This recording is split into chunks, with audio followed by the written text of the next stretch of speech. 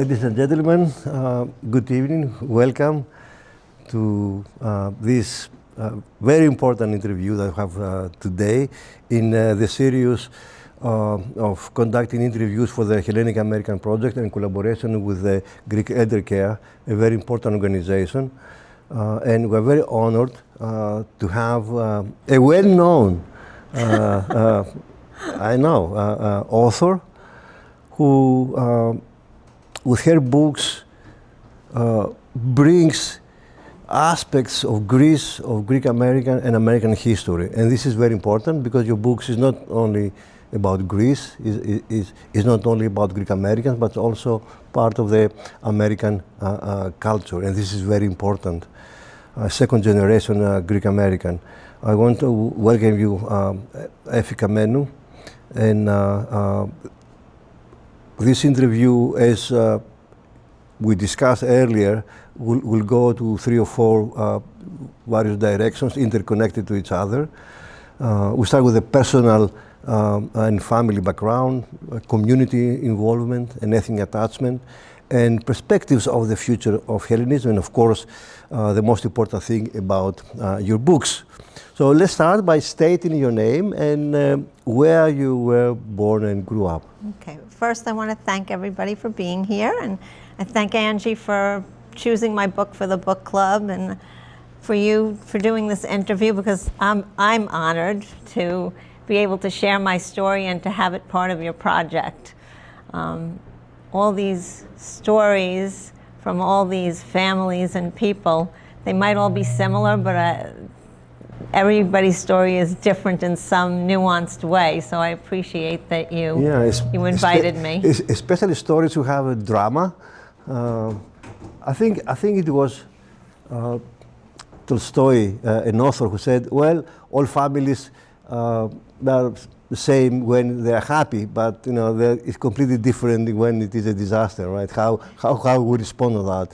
And this is one of the things I want to bring to my students, and I want to thank publicly the CUNY College students who are in the Department of Sociology taking courses now.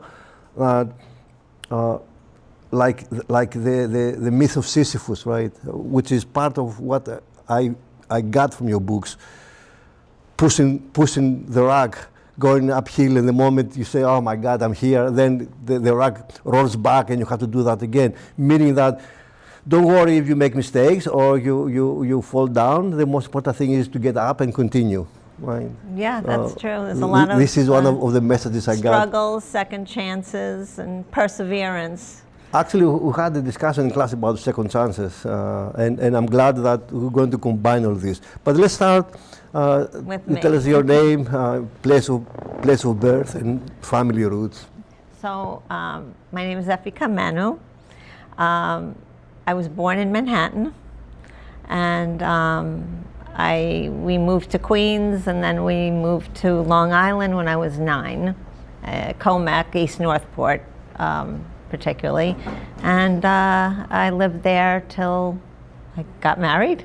And then we moved a little further out east in the Port Jeff, Selden, Stony Brook area, that whole area over there. And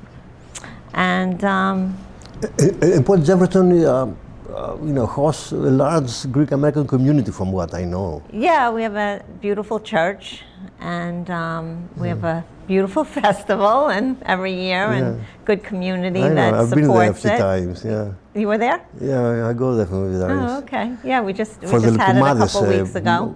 Most importantly for the lukumades that they make. Lukumades, I know. And I think the line is about 100 deep for the lukumades. They have an over-representation of people from Ikaria, I think. Very big community from Ikaria, yes. Yeah. Definitely. Yeah, it's interesting that you said you're born in Manhattan, because I want to remind people that the early Greeks, the immigrant generation, they used to live and work in Manhattan. Astoria is a later phenomenon, right? With the second mass wave from Greece. Greece has this unlucky or lucky experience. Is the only European country immigrated massively twice in the same century. One from 1900 to 1924, and then after the war. Right. So Astoria is a product of the second wave. Right. So your parents, they came and they lived in Manhattan. For very different reasons. For different reasons. My mom came here as an NYU student. She had, in 1953. She lived in Athens. She always lived in a city. Her father was from Kefalonia. He had 13 siblings, and when his father passed away, some of them dispersed, and they had to make livings. So he went to Athens. One of his brothers became a priest. One of his brothers went to Manhattan, had a place in Union Square. My grandfather was so strict. My mother was a 21-year-old woman, wasn't allowed to wear lipstick, wasn't allowed to date, wasn't allowed to shave her legs. She wasn't allowed to do anything. And Union Square was the place to be for doing all these things at that time, right? But the only way she could come to America and go to school there was to stay with my uncle. There was no dorming for her.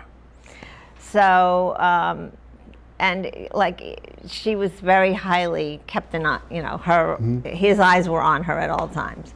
So the deal was she would get educated and go back to Athens. But she ended up meeting my dad at a Greek resort in the Catskills. Did you even know there was a Greek resort in the Catskills? Yeah, of course. It was a place for entertainment. All well-known entertainers of the time. Even Frank Sinatra used to go there and sing. It was the place to be. It was called the Spartan Manor. Oh, wow. Yeah. And and then she got married. She never went back. But and she came from a wealthy, I don't want to say wealthy, but she came from a very comfortable family. My grandfather had a lot of money. Growing up, she went to private schools. She had dressmakers come to the house to make her clothes. Yeah. They always had an abundance of money. During World War II, my grandfather was paying for buying food on the black market and paying for, bringing food to his neighbors, and they always had a lot of money. So your father came earlier than your mother? My father was born here. Oh, you were born here? So yeah, my father was born here. My grandfather came with his two brothers York, right? in 1916. Oh wow, the first wave. Yeah. So you have long roots here in America. Yeah. So now they were from Lesbos. The island. Dirt poor. Yeah. They came for two reasons: to earn a living and to not be put into the Turkish army. Yeah. Because they were putting Greek boys into the Turkish army. Yeah. So my grandfather worked as a cook he worked, at 14 hours a day until he somehow opened his own luncheonette, which he ended up losing in the crash in '29. But he was right. My father grew up blocks from the cathedral in New York City. That's where he grew up. Interesting. And my mother lived, with my uncle by Union Square. So that's where, Yeah. Do you know if they had a chance to visit Greece at all while they were here, your parents?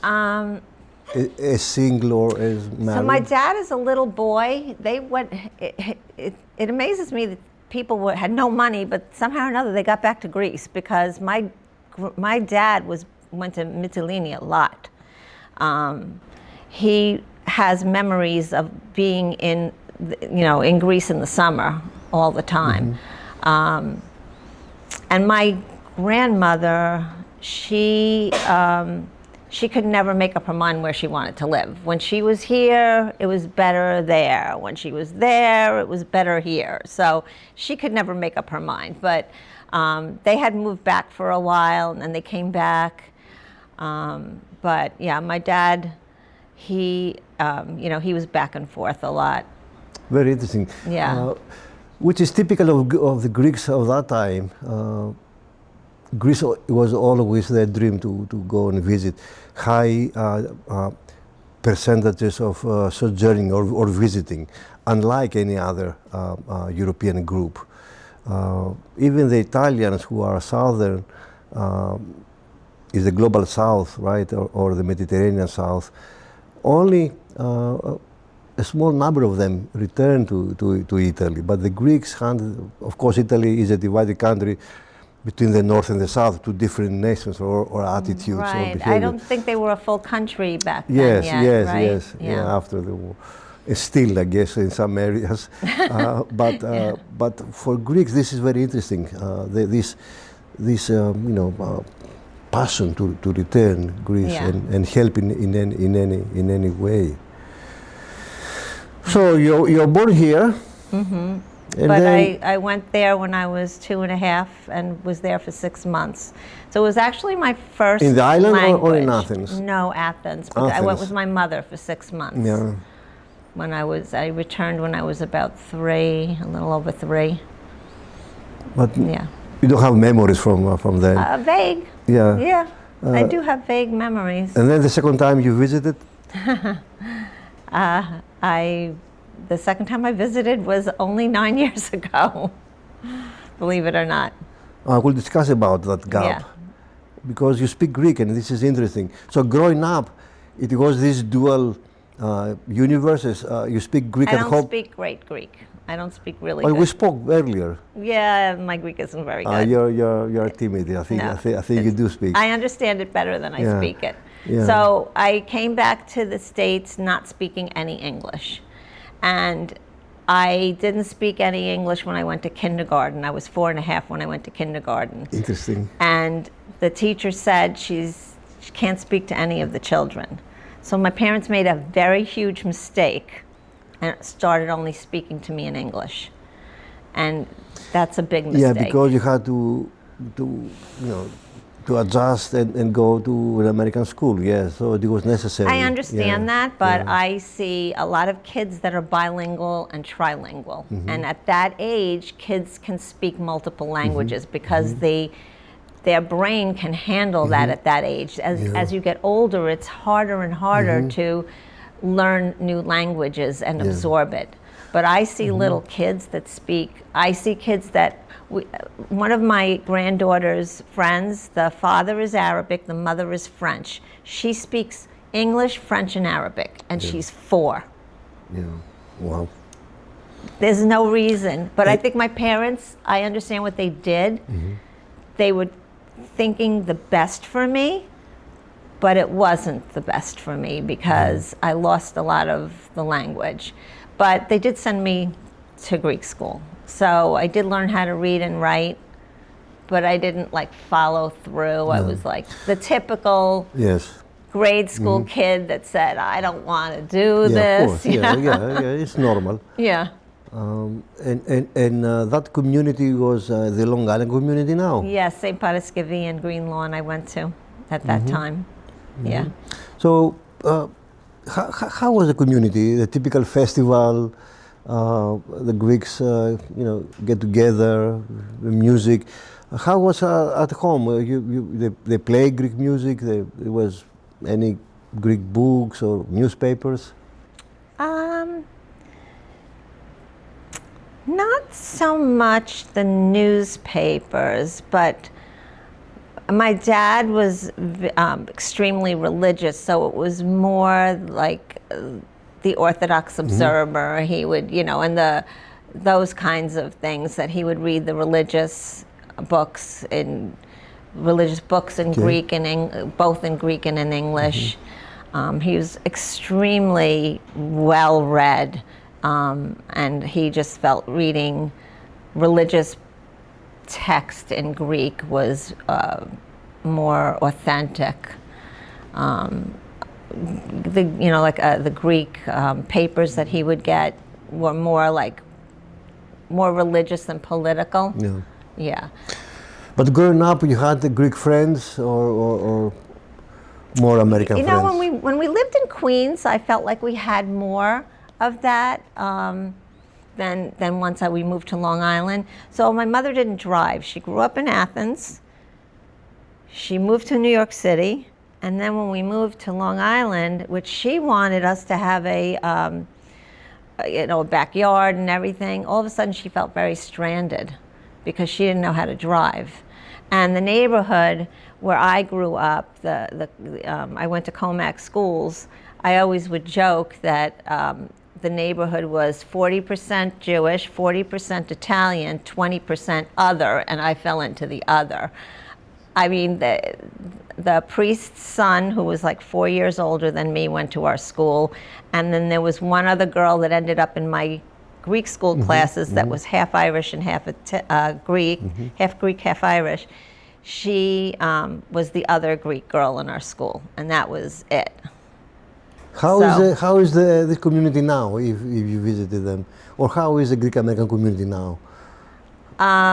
It is a concentration, is a tight community. You feel that the Greek communities in Long Island are... Well, the Greek community was based in church, to be honest with you. Like, who we knew, like I had, my friends, you had Goya, you had, your Greek school, you had the, when we did the festivals, the kids all did their own thing they had their own tasks at the festival. So everything was more rooted in the church because that's where we could congregate, as a group of people. So if someone asks you how you identify yourself, what would be when somebody asks me what I am, I've always just said Greek. It's funny though, because if you go to like certain parts of the country, I think that's a very New York thing. Because if you go to California or the Midwest, they don't ask those questions. I didn't know that. They just think everybody's, you're American. Unless you have an accent, they're not going to ask you what you are. You're American. But everybody here, it's like, oh, I'm Italian, I'm, Greek, I'm Spanish, I'm, whether, or not your second or third generation. But I just say I'm Greek. It's obvious I'm American. I don't have to say I'm Greek American. I'm but I'm Greek, That's how I identify. Very interesting. And my kids are half Italian and half Greek.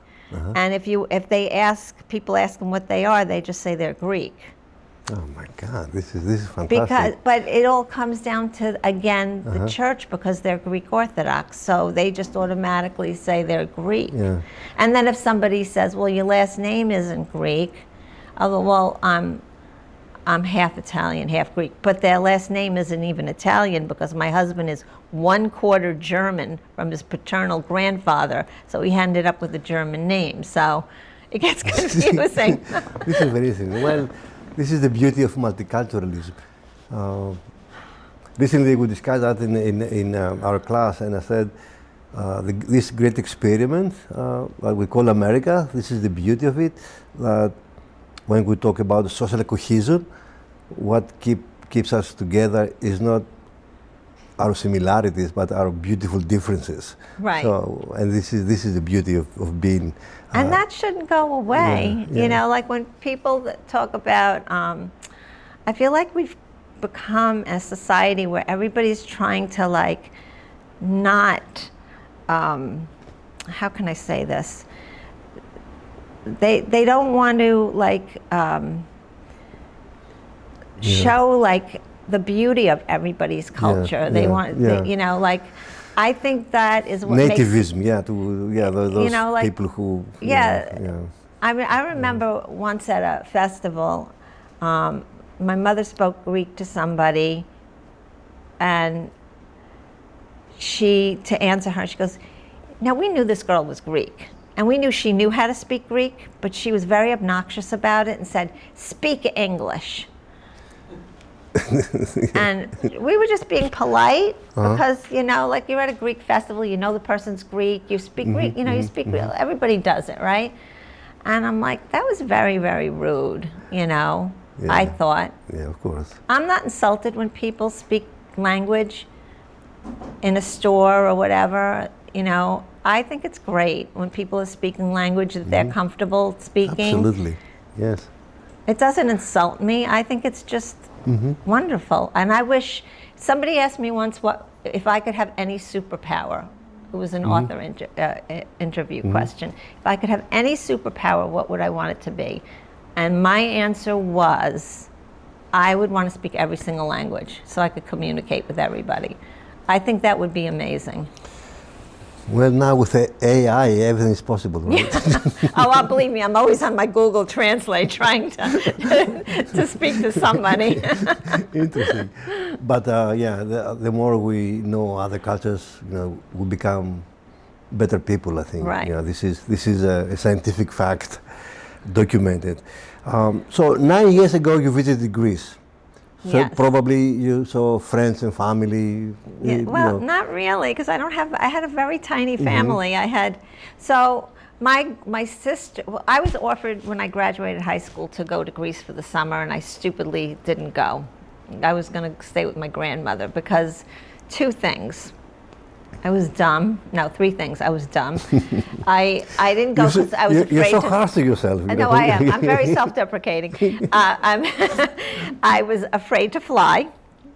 Even when I was 3, my mother told me the propellers started, and I said, "Are we going to die?" And at 2.5, I said that. Right. I was afraid to fly, which I have since gotten over, and I thought I was going to miss out on the summer with my friends here.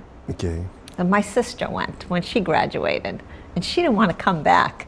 She had to start school. She had to start college. And she's like, "Can I stay a few extra weeks?" And my mother was like, "No, you're starting school." So I feel like I wish I could turn the clock back and have that summer that I missed out on, you know. Yeah. But No, I didn't go back until 2016. That's a very nice story. But I wanted to see how people received you in Greece when you went after some years. I started speaking Greek to a waiter, and he started bringing us free stuff. Free dessert, free mastika, free... My husband's like, "This is great. Keep it going." And how people react here when they realize your Greek roots, how the Americans, the general other, receive you? They do one of two things. They either tell me, "Oh, I love Greek food. I love baklava," or gyros, or should I say gyros? They like gyros. Yeah. Or they say to me, "Oh, I went to a Greek wedding. It was the most beautiful thing I've ever seen." Or if it's a man, they usually say, "It was the longest thing I've ever been to." The women love it. The men are like, you know, it took too long. They needed to get to the point. Yeah. It's a 10-hour flight or something like that. Yeah. So, what Greece means to you, and what America means to you? Wow, that's a tough question. So, what Greece means to me? Greece is like... Because I see you in your books. It means a lot. It does. Like, yeah, like you could tell from my books that Greece means a lot to me. Although you have very few visits. It doesn't matter because it's my mother's stories, it's my grandmother's stories, it's my dad's stories. It's that feeling that, you know, I'm 100% Greek. I don't care that I was born here. I'm American, and I'm proud to be American, but I'm still, my blood is 100% Greek. I am very proud of those roots. We have a long history of so much to be proud of as Greeks. The interesting thing is, I thought when I went to Greece, I was just gonna cry my eyes out. I'm finally here. I haven't been here since a little girl. We went to Italy and France, and I cried my eyes out there because I hadn't traveled in so long because I had to get over my fear of flying. that I was like, I can't believe I'm on a gondola in Venice. And I got so overcome. I can't believe I'm seeing the Eiffel Tower. But in Greece, I didn't get the reaction I thought I would because I was surrounded by everything I knew. I was surrounded by language I knew, people that embraced me, people, like everything that I was comfortable with, food that I was comfortable with. I kind of felt like I was home. Yeah, very interesting. Well, I remember this Argentinian writer, Cortázar, who wrote about other places, but he never left his village, right? So I understand what you're saying, that as an author, you don't have to travel physically because you live it, within or with your words, and this is very important. But it is interesting what you said. Visiting other countries, but in Greece felt differently because of the memory, because of the smells. You said, smelling the food or tasting the food, hearing, listening to the sounds, the stories. So, in some extent, the Greek community here play a role because you had some exposure or connection with the Greek community in America. Oh, of course, yes. So it is a link there. Yes. Right? So I feel like my parents had more close friends when we lived in Queens. Mm-hmm. My mother made friends, Greek friends, when she went to NYU. Mm-hmm.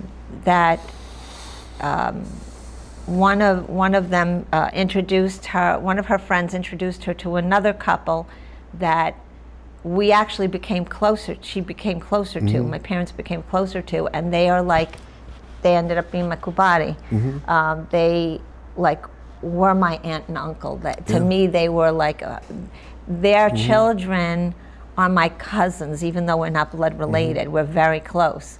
So but when we moved to Long Island, we had friends that were Greek from our church, but not people that we were close to like that. Although of course we saw those people too, but it wasn't quite the same. But my parents were never the type of people that only hung out with Greek people. Mm-hmm. We had friends from church that only hung out with Greek people. Yes. I mean, they were the stereotypical Gus Portocalis, my big fat Greek wedding. We knew people like that. We'd been to their houses that, they had the statues and the flag and the, and the stereotypical, we only hang out with Greek people. My parents were not like that. My mom came from, I think coming from a big city, you're more metropolitan, you're more European. Yeah, of course, I think it makes a difference in coming from a small chorya, from a village. I think it makes a difference. And my dad, both my parents were college educated, and I think that might come into play because you're exposed to a lot more people. You're not working, and also it depends on the you're line. Working with a lot of people that are not on the trade Greek. that you have, that you mix with many different other. My dad was a chemist. He worked for Grumman, so he wasn't working with Greek people all day long. He didn't follow in his dad's footsteps and own a diner or a luncheonette or anything. So the exposure was different than some of the people that we knew that were florists or furriers or restaurant owners that only had Greek people in their world. And there's nothing wrong with that. Nothing wrong with that. Everybody. That's why we have Little Italy and Chinatown and absolutely. and Astoria, because people want to be with who they're familiar with. In your book, you are exploring themes related to history. The novel is rooted in significant periods for Greece. The post-war era, the 50s, very critically. And I touch on during the war too, a little bit. Yes. So how all these events have influenced you in relation to your family's experience? Because you build it around your family's experiences, right? Some of it, and other people too. Yeah. And if you feel this possibility as an author, to continue sharing stories about these periods in history. We said it earlier among ourselves, I would like to share it. I mean, this is a 500 pages book, and this is something, you know, to admire by itself. Yeah. So your responsibility to tell the story, right? So, Yeah. Well, the book is written in two parts. It's the Anna's story from 1950s to like 1960s, and then it picks up with the daughter's story from 1971 on, or to like the 2000s. An editor, one of the editors, wanted me to make it 2 books. And I didn't think that the book, the first part, could stand without the second book. I think one of the biggest themes in the book is the mother-daughter relationship. And I think the whole thing comes full circle. And I don't really think the first part could stand alone without the second part, because the mother is as important in the second part as she is in the first part. So I kind of doubled down on that and said, no, I'm keeping it 1 book.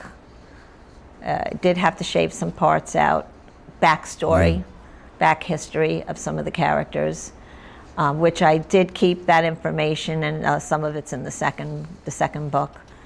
But you know, but not all of it is. Some of it's not all just my family, and some of it is like not biographical. Like Anna gets here the way my mom did, through going to NYU. But a lot of people think, because they recognize my mom's character, they say, "Oh, I didn't know your dad wasn't your dad," because he, you know, they're not together. And I'm like, my dad's my dad. This is a fictional book, you know. So there's the backstory of Alexiou. It's interesting when I write my characters for my book, having a performance theater background, I write my characters the way I would come up with a character from my story. For like if I was developing a character, you get a script, but you have to develop it beyond that. You have to, like, you don't necessarily get the backstory for that character, so you have to come up with it yourself. So I tried to come up with a history for each character, and I kind of really ran with it. So I ran with this whole story for Alexiou, which I thought was going to be a small little backstory of him telling her what happened to his parents and his sister, and I thought that was going to be it, and it ends up being a part of all 3 books, because what his sister, who is Evanthea, did carries on has an effect on the next couple of generations, and not just for his family, but for families that he helped, so that she helped. So I was looking for a place where Alex would come from, and I came up with Thessaloniki because I worked with a Sephardic Jewish doctor, a Greek Sephardic Jewish doctor. 1 day a week, he was our fill-in doctor, and I loved this man. He was an elderly gentleman, and I kind of like honored him that way by telling that story, because that's where his family came from. And I researched. It's really strange. I felt like my mom was always on my shoulder writing this book, because every time I needed a piece of information, it just popped up out of nowhere. I was on Facebook one day, and it happened to be the anniversary of when the Nazis came into Salonika, and there was an article, and I'm like, oh my God. And that led me to more articles and more articles and more articles. And I researched it, and then I started interviewing, like finding people to interview that might have gone through that. And then a friend that I went to high school with married a Greek Jew from Yanina. Romaniotes Jews. Yes, a Romanite Jew, right. And she said to me, now I had finished writing, writing the whole, you know, I revised it so many times already, but it wasn't like a final script, final manuscript. And she invited me downtown in New York to this, on the Lower East Side to the synagogue. Yeah. A filmmaker from Greece was going to Broom be... Street in Allen, yeah. The Kohila Janina Kedosa, right? Yes. Yeah, because I have the archives. And, Oh, you do? And Okay. Marcia Economopoulos, Marcia, right? who is responsible for the museum there. We are good friends and had many great events. Yeah. They were doing they were showing the film Kisses for the Children. Oh yeah, yeah. Yeah, I know. So she said, "Do you want to come?" Because she knew that I was writing this. And I went and I was like blown away because it validated everything that I wrote about this story. And the story, it does continue in the second book, like, because you'll see that there's more, more information comes from that. But it validated everything that I felt like, okay, this is exactly what I wrote. I mean, a couple of the stories were almost like word for word what I had written, and I had never heard these stories before, these particular stories from this movie.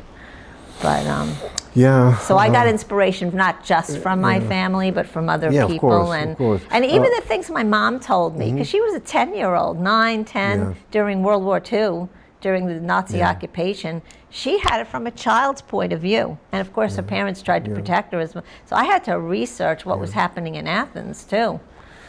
Yeah, I wanted to ask you other questions first, but now that you know, did I jump ahead? Which is very nice to lead in that, because I want us to talk a little bit more about the writing process and how you do, you know, research takes a lot of time. The other question was about the trauma thing that you talk about, and the concept of trauma, especially in our era, how continuous traumas, right? And love, because love plays a significant role in your books, right? What we do with this little thing we call love, right? But let's talk about the writing process. It's not that you sit down, I have, you know, a divine, sense and I start writing. The writing process is doing research. It took me 3 years to write this particular book, where the other ones took about 8 months, if you count all the editing, revisions, the editor getting back to me. It's like you getting good grades at Queen's College. You don't study the night before. You do your research earlier, right? It does. It involves some isolation. I was probably just like you in college, last minute, everything. I've evolved. Well, I wish I could go back to college and do it all over again, because I'd be a different student today. If they become good authors like you, it doesn't matter, right? but you know, so a lot of research. Many we know from other authors that in order to write, they sit down, isolated, and all this. This is how you work. You have to distance yourself from the rest of the world for a while. I have an office off the kitchen, and I just sit in there. Usually, I was working a day job, so I would come home after dinner, and I would just close the door, and I'd look up at the clock and be like, "Oh, it's 2:30 in the morning." I would just sit in there all night and just read, write. Yeah, and how do you write? Computer. The computer. Yeah. Piece of paper. I'd have carpet tunnels if I wrote. I have terrible handwriting. I probably wouldn't read my own handwriting. So no, on the computer. During writing the books about Greece, some words came to you in Greek, or you always wrote in English? Or you go back and forth in language when you write? No, like certain phrases come to you that are in Greek. So like I threw in certain phrases, like things like, your mother would say, or, things that I purposely wanted to put the language in there to give people a sense of the language. Yeah, because they are. But I always try to back it up with the next sentence so that the people would understand it. Yeah. Interesting, very, very interesting. The writing process is always something. I don't outline, though. I know some people outline. I don't outline. I know in my head the basic story of what I want, like where I want it Yeah, to it is start, your where I training want in it to theater. end. Yeah. You imagine scenes. Yeah, right? I'm a daydreamer. So like I've got the whole story in my head, but I don't really know the middle. The middle happens as I'm writing, and sometimes it goes off into a direction that I don't expect. Sometimes your characters surprise you. Or the title. Probably the title is something that comes towards the end. Oh, sometimes in the middle of the night when I'm not sure what I was going to do, and I was like, oh, wow. Like right when your brain is relaxing and you're like, you weren't sure how you were going to do something, and all of a sudden you're ready to fall asleep and it comes to you, and then like, you know, you get up and you start writing notes. You mentioned the kitchen. I want to go there. The what? The kitchen? Yeah, I want to go there, but not just yet, because you do some miracles there that are related to identity, many other things, ethnicity. So, but before we go there, let's talk about Greeks in America, or the Hellenism in America. How do you see the future of Hellenism in America? Since you come from a family that has, more than 100 years of continuous presence in America and in New York. And the recent census saw that we are about 1.5 million Greeks in America. And for the first time, since the census of 2000, the American-born are numerically more than the Greek-born. That makes sense. This is a big shift, a demographic shift. And all the institutions that support the Greek American community were built by the immigrant generation, and to satisfy their needs, to find a job, to communicate, etc. But now the American-born, they're already Americans. They don't have to prove anything. They don't have to do anything. They are Americans. Based on your experiences and observations, what advice or suggestions would you offer to a new Greek immigrant to the States, for example? Well, the world is kind of small now because of social media. And I feel like years ago, like you said, there were 2 waves of immigrants coming, right? Back then, a lot of them didn't speak the language. They didn't have any money. They worked hard. Like every immigrant that came here, every demographic that came here, it was the same thing, right? Now we have a different demographic that is coming. Yeah. It goes in waves, like, it's never the same every generation or through the decades. I think the young immigrant Greeks, the few that are coming, I don't think they're, as many, they're already speaking the language. Almost when I went to Greece, I was shocked to see how many people spoke Greek. Yeah. Spoke English. Yeah, I was shocked. In Italy too, France too. Yes, I know. And this is something that we are lacking in this country, is that we don't speak multiple languages, and everybody notoriously monolingual. Yeah, everybody in Europe speaks multiple languages. But I remember the girls across the street from me, they went to Catholic school and they spoke French from kindergarten. So, but my mom, she spoke French. She went to private school. She spoke French and English in this school.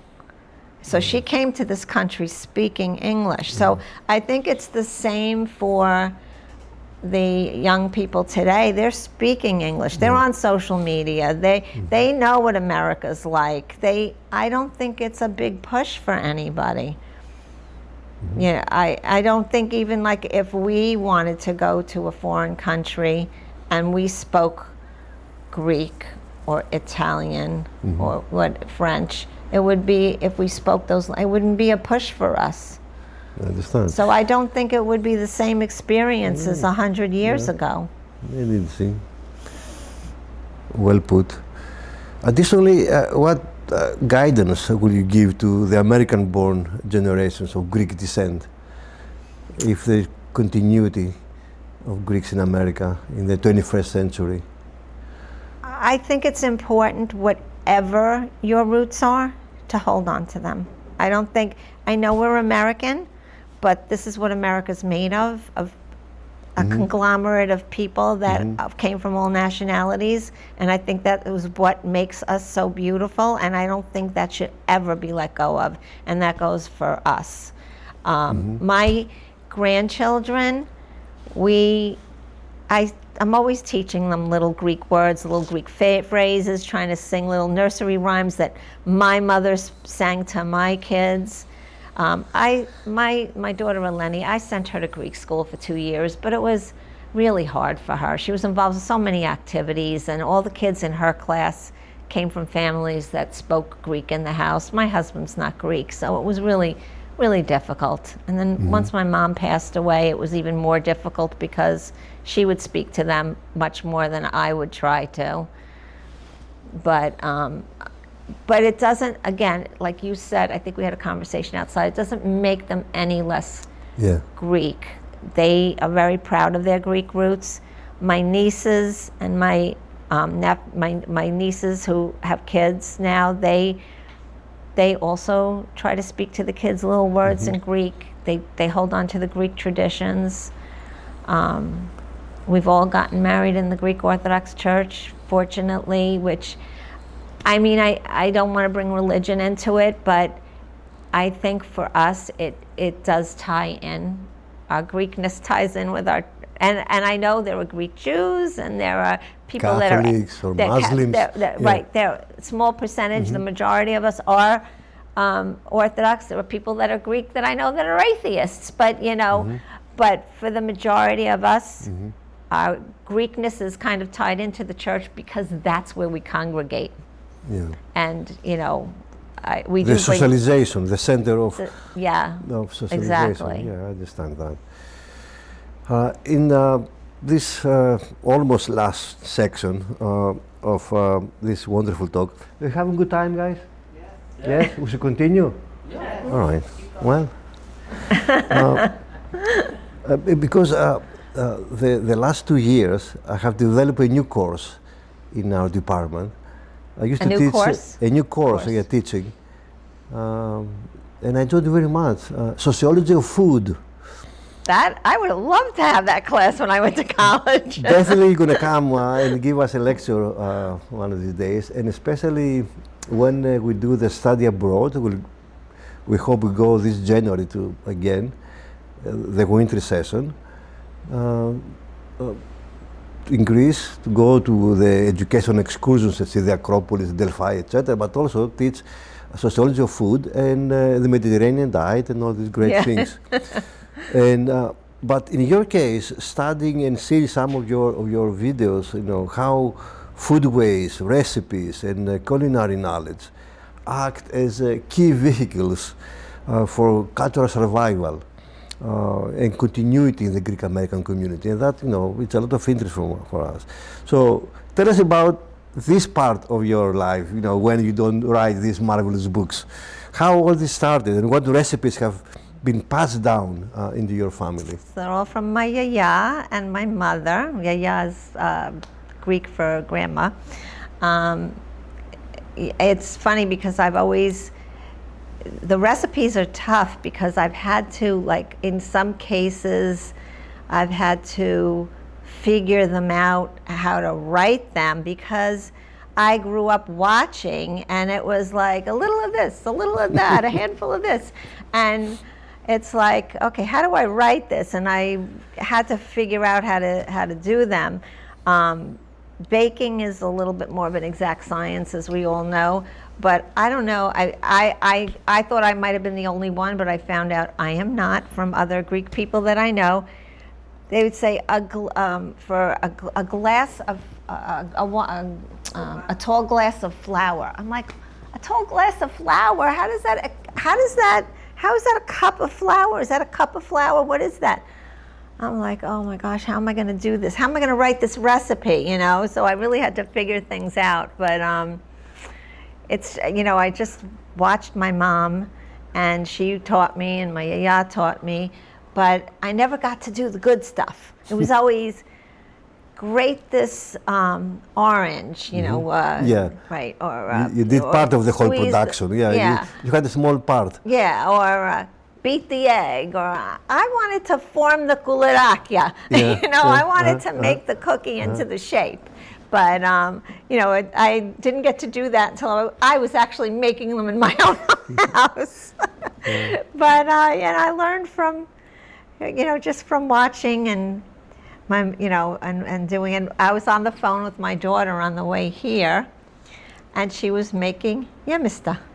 Oh, my goodness. And she said to me, Mom, your recipe is so big, because I wrote a food blog. I started with, before I even wrote books, I wrote a food blog, because people were constantly asking me for my recipes. I said, you know what, I'm tired of giving these recipes out. I'm going to write a food blog. I'm going to put all the recipes on the food blog and just direct everybody there. So she goes, your recipe's so big, it could feed like 20 people. So I'm like, you know what, Alexa? I said, if you're just making 6 of them, just figure it out. I said, Yaya never told me a cup of rice, or she just threw it in there. Just do the same thing and taste it, you know. So families to be, you know, bigger, you know, more people in the past. Well, no, you just fed the whole neighborhood, you know. Exactly that also. My friends in the neighborhood would say, we would come to your house for, you know, to eat good food, you know. They would always say, we'd love to come to your house all the time. Yeah. But Greek, you know, Greek food, to me, it's like, it's comfort food. It's what we know. I never went to school. I never had a peanut butter and jelly sandwich. I don't like it. I never had a bologna sandwich. I don't even, you know, we didn't eat that stuff. We didn't eat processed foods. You know, right? Did you?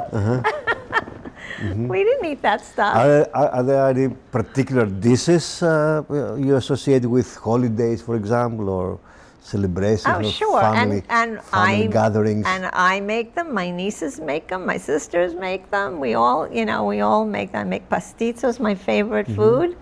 I make tiropitas, panakopita. I don't even like spinach, but I still make it because everybody likes it. I don't like spinach at all. It tastes like metal to me. But I make it. Yeah.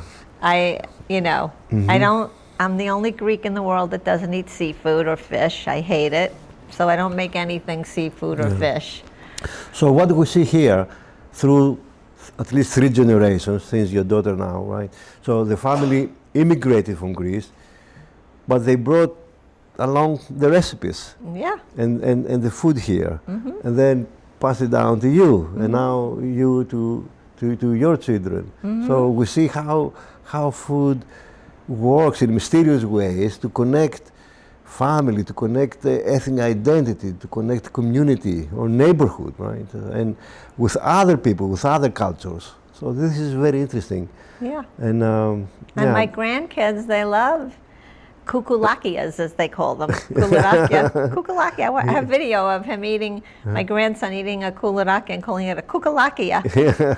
And my husband, my son-in-laws, we've all been married Italians for some reason, but. So do you see that it is a role that food plays in keeping identity and community? I think, you know, I mean, Thanksgiving, I still make a turkey, which I hate, but I make a prime rib too. But all of our appetizers are tomades, feta, manuri, caseri, tiropita. I know, you're hungry? Maybe not a good time to ask these questions, but I'm sorry, I have to ask. Yeah, I cook for weeks. I cook for days and days and days. But even like if I have a big party, I have all that stuff. Our friends who are not Greek, I don't cater food out because they want my food. Yeah. They love it. And in that way, you feel this connection with your, you know, ancestors and also, you know, your children. It's part of what keeping tradition going. Keeping tradition. Yeah. It's not different for any other culture, really, in America, right? I really don't think it is. Well, don't forget. I think in we're America, we're a fast food nation, right? Yeah. We're a fast food nation. Yeah. Only recently we realized We are, but I'm not the a big... importance Yeah. of cooked food, right? And I didn't, well, I think having a first generation mother, well, a mother, not first generation, a mother that came from another country, came from Europe, she never, she cooked everything from scratch, and I did the same thing, and my daughter does the same thing for her family. But I think we're learning as a culture now in America that everything that they taught us in the 50s and 60s about fast food is really not healthy for you, and they're going back. If you like, so I think travel has gotten so much less expensive, like flying to another country now, and we experience food in other countries and we realize the food in Europe tastes better because it's fresher, right? So I used to make fun of my mom. She would say, oh, the oranges in Greece are better, the tomatoes, here they don't taste like it. And we'd say, oh, Mom, I know, everything tastes better in Greece, you know? And then you go to Greece and Italy and France, or wherever, Spain, whatever, and you're like, she wasn't kidding. A recent study showed that comparing what people used to eat in America and what we eat now, exactly the same thing, more or less, but as you said, it's different. Recently, they discovered a lot of plastic inside food. Microplastics. So that's why we are unhealthy, or obesity, if it is a problem now. So we have scientific support on one you just said. It's been ignored for a long time. My dad's a chemist. He was a chemist. He worked for Grumman Aerospace. He actually worked on the Apollo 13. Remember when the Apollo 13? Yes. He was gone for like 2 days straight. He used to check all the fluids in the aircrafts and the space equipment to make sure that they. So he was checking all the fluid that they had samples of. So he was gone for days. When Grumman stopped with the aerospace, they got into environmental stuff. And he was checking all the water on Long Island. And he told me, and we're going back 25, 30 years ago, he said to me, do not drink water from plastic bottles. It leaches, carcinogenics. So now what is everybody doing? All these years later, everybody's drinking from aluminum, right? Because now all of a sudden everybody's getting wind to it. I don't drink from plastic bottles. What is your thoughts about fusion cuisine? Fusion food? Yeah, to combine Greek recipes with something else. Are you support that? I'm okay with it. I'm not like... You try that? I'm kind of a purist with stuff. I mean, I'll play around with it. There's an Italian bread salad called panzanella. I made a Greek panzanella salad with feta, and it's almost like a Greek salad, but with the cubes of bread in it and basil, and it's kind of a fusion. It was instead of using fresh mozzarella, you know. But I'm kind of a purist, and my family does not like me to change anything. So my mom, when she would make pastizzo, I have to have it for Easter and Christmas, and I'm the one that always makes it. I'm the one that makes her recipes for that the best. Nobody likes to make it because it takes every pot and pan in your house, so I'm the one that gets to make that. But she would put so much butter in it, you know, that takes a lot of butter between the pasta and the bechamel sauce. So I cut out some of the butter just to make it a little bit healthier. Same recipe, didn't change anything, just cut just a little of the butter out.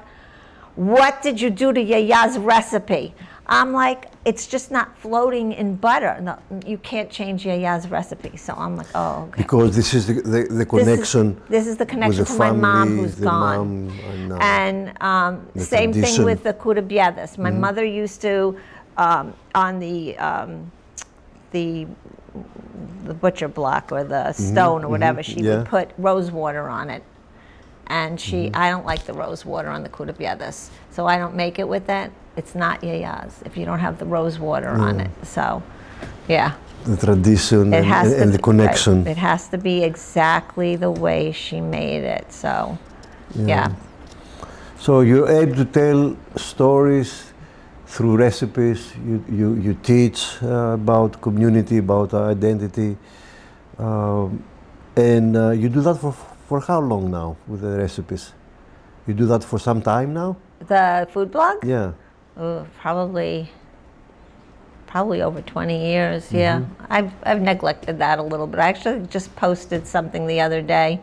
I said, I should post something. Yeah. So I posted a Vicinada martini. But your audience, like in your books, is not exclusively Greek, right? Are they exclusively Greek? Yeah, I mean, not only Greek or Greek Americans read your books, no, right? I would say the majority of my read, because they're women's fiction and romance books. Okay. So when I read a book, and I love to read, I want to learn about a culture, an occupation. I want to learn about something. So it's kind of like, I guess you want to call it my brand, that I write Greek American books, just like Adriana Trigiani. She writes all books about Italian Americans, and Chanel Cleaton writes books about all Cuban Americans. So I've kind of written all books about Greek Americans.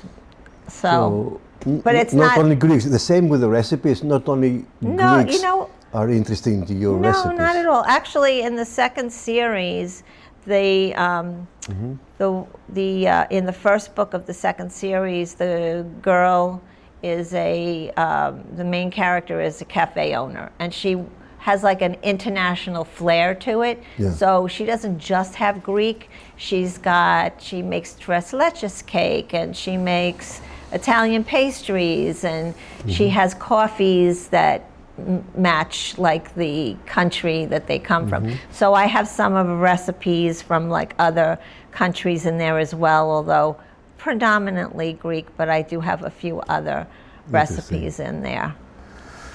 Before we come to the conclusion, to the epilogue of this, very nice conversation we have, and where I would like to hear your own voice, to hear the author's voice, reading some passages that you like. I have some favorite passages, but I would like you to choose. And it's very important to have at the Hellenic American Project and in these oral history interviews to tell the story in your own voice. So you would document that. But before you go there, are there any authors, American or other, or Greek, that inspire you, that you had in mind? I know probably you had a lot of playwrights since you had an interest in theater. Oh, well, yeah, when I was in theater, I had to read all of the ancient Greek, playwrights. I had to read everything. It was a long time ago, though. I graduated from college in 1980, so. Yeah, so you had authors that really inspire you, or are you familiar with any other, or in contact with any other Greek American, authors here? Because recently we see more and more people publishing Greek descent. I know. They seem to be. When I first wrote Evanthia's Gift, I was like trying to find other Greek American authors or Greek, and there weren't that many, and it just seems like there's a whole community of them now. So I've read quite a few. Her name isn't really Greek, Marjorie McGinn. I've read her books, all take place in Greece. I think she has Greek roots on one side of her family. You interviewed Yvette Manessas. Yes. And I loved her books. And she actually, I just read her latest one, and it takes place in Kefalonia. My latest book that should be published in the next couple of months takes place on a vineyard in Kefalonia. Oh, nice. Well, that's, I would love to have a house there. It's my grandfather's island, and my mom always would tell us stories about her summers on the island. So it's kind of near and dear to my heart. And my husband actually told me it's his favorite island that we've been to. He loved it. Well, yeah, so, I agree. Yeah, and I mean, they're all so beautiful there. Yeah. Each island has its different atmosphere and flavor, but their own character. own character. So be kind enough to read a few passages for us, please. You said you had a passage that you were interested in? Yeah, well, let's have yours first. We were talking about Greek Americans and their perspective about whether they're proud about being Greeks or not. And I've seen both kids. There's two kinds of Greek kids. And especially back when I was a kid. And it still holds today because my daughter had run into this too. There's the kind the Greek kids that are like so into being Greek and everything is Greek, Greek, Greek. And then there's the other kids that feel like it's being rammed down their throat and they resist. And the character of Dean, Sophia's love interest in this book, he's in love with her, but he will not admit to being in love with her because his parents want him to be in love with her. It's his best friend's daughter, and he resists it because he doesn't want his parents telling him what to do. So they're in Greece right now in this section, and he kind of wanders off on his own. So I'll just read a little bit. And in the year that they are there, it is... It's 1972, the 70s, I think. Yeah, which is... It's before... it's interesting before the fall of Hood. I mean, it's before the Cyprus crisis, because I remember I had... I told you about my Kubati. They had a son. They couldn't go to Greece because they would have drafted him into the Greek army if they went to Greece. Yeah, it was the Greek junta until 73. No, that was after. It was during the Cyprus crisis when the Turks took over the part. Yeah, 74. Yeah, my second book deals with that. My second series deals with the overthrowing of the monarchy. There's a small component of that and a missing grandfather that was in the resistance for that. Oh, interesting. Very interesting story. Yeah. And it carries on in all three books for that. Yeah. So let's see. I know I was a theater major, but I hate reading in front of people. So bear with me. Well, just ignore us. It's funny because I don't like when my family and friends are here, so I don't mind in front of strangers as much, believe it or not. So, okay, so with each year, it seemed Thessaloniki flourished and thrived as the cultural center of Greece. It was a very different city from Athens, with a history uniquely its own, and where the past was haunted with tragedy after tragedy, yet a renaissance had triumphantly emerged. Father Vasily, Sophia's great uncle, looked forward to their visit each year, and in turn, all three teens were fascinated with his many stories, which he told with great eloquence. His eyes remained the same, gentle, kind, and emanating a wisdom one only gets from seeing the best and worst life has to offer. Dean rarely spent time alone when he was in Greece. In Salonika, he would often walk through the city or on the pier with his sister and Sophia. But this morning, he was restless and woke earlier than usual. Alone, he wandered unconsciously, with no destination in mind, until he found himself at Father Vasily's church. He examined the beauty around him, walking down the center aisle to the front by the altar steps. Why did he take so much for granted, he wondered? Or is it that he intentionally put up barricades?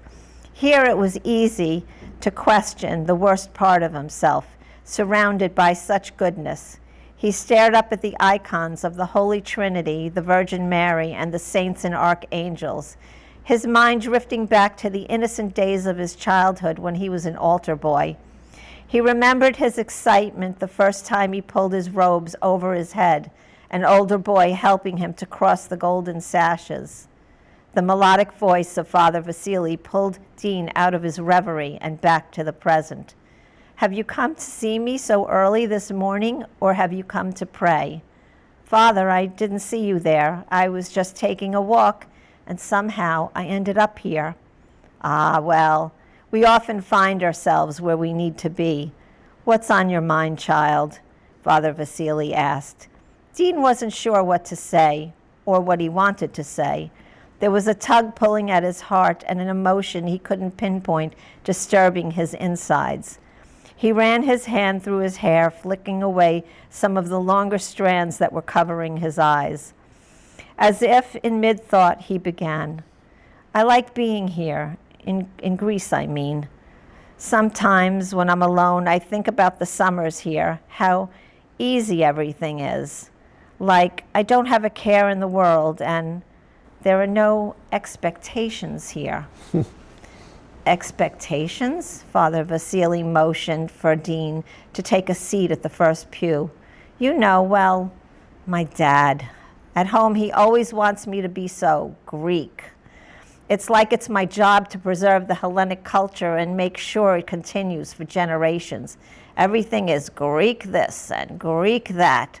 We live in America. I was born in America.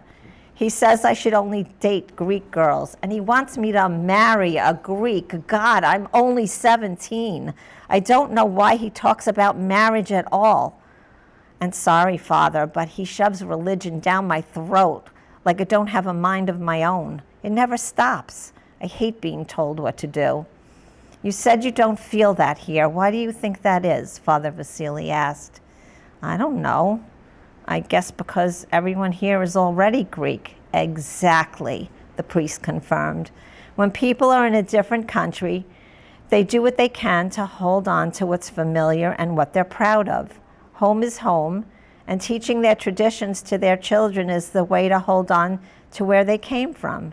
It doesn't mean you're not American. Uncle Alex loves his homeland, but he never pressures Sophia.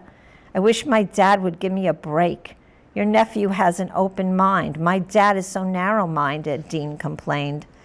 My nephew takes a different approach to life, true. Your father and Alex both experienced terrible things during the war. Everyone deals with their pain in different ways. For your father, it wasn't just the war. It was the occupation with the Turks that kept him fighting to preserve his heritage. The Ottoman Empire was brutal to the Greeks and to our Armenian friends. They stole, murdered, raped, and occupied for 400 years, and your father's family knew firsthand how barbaric their genocide was. Dean scrunched his forehead, looking bewildered. What was he talking about? Father Vasily continued, your father never told you? Then he's let you be more American than you know. Don't you wonder why you only have one set of grandparents? They died before I was born. But how did they die? Dean shook his head. He had no idea. It was never talked about, and he never thought to ask. Your father's parents were killed. The Turks cut off your grandfather's hands and put him in a sinking rowboat. They beheaded your grandmother and her teenage daughter, but Theos forgive them, not before they violated them. Her daughter? That would make her, that's right, your aunt, your father's sister. Dean looked horrified.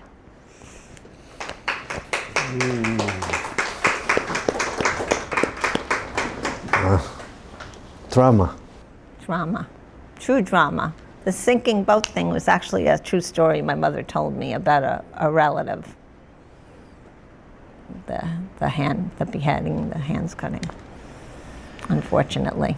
That certain things were, I used in different contexts and with different people, and yeah. Miss Effie Kammenou, thank you very much for this honor to have you here in Astoria. It was my pleasure. Thank you so much. For this interview. Thank you. Thank you very much for being here. Thank you.